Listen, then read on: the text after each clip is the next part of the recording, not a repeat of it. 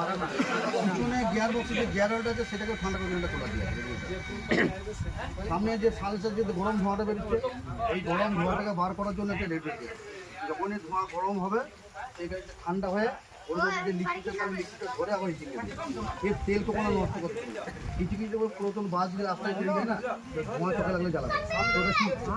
diesel তো এইটার মধ্যে সেই ডিজেলটা বেরিয়েছিল সেই ডিজেলটাকে ধরে ডিজেল করে এর পাম্পটা তুমি দেখতে পাবে না পাম্পটা পাম্পটা নজল কিন্তু কত বড় পাইপ দিয়ে আছে মানে একটা পাইপে গিয়ে 3 জনকে দেবে ঠিক আছে আমাদের জোন দিয়ে এটা ফাইবার আবার এটা কিনে ফাইবার মধ্যে নরমাল ফাইবার না ক্লিয়ার যে বডি হয় যে ফাইবার দিয়ে এটা আমি কম ধরে কম হিট হবে কম আর কালারটা বহুত দিন লাস্টিং করবে আমাদের তেল ট্যাঙ্কের যে পিছনে ম্যাক্সিমাম কোম্পানি তেল ট্যাঙ্ক আছে সামনে তেল ট্যাঙ্কের সামনে বা পিছনে হলে পিছনে বলতেও না কি আছে না যেমন এখানে আর একটা জিনিস লাগানো দেবো সামনে এই একটা জিনিস লাগানো আছে এটা কি বলুন তো বলতে পারো কি বলে যদি গাড়ির মিডিল পয়েন্ট এখানে আমি দাঁড়ান বাচ্চারা বসে দেবো তাহলে বুঝতে পারবো এই যে গাড়ির মিডিল পয়েন্ট গলির একটা রাস্তার মধ্যে যাচ্ছে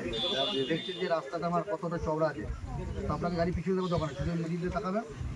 ড্রাইভার একটা সাইড এক সাইড অন্য সাইড ড্রাইভার সাইড কোনটা বাঁদিকটা বাঁদিকটা আপনি পেয়েছেন সেই গাড়িটা একটা চওড়া রাস্তা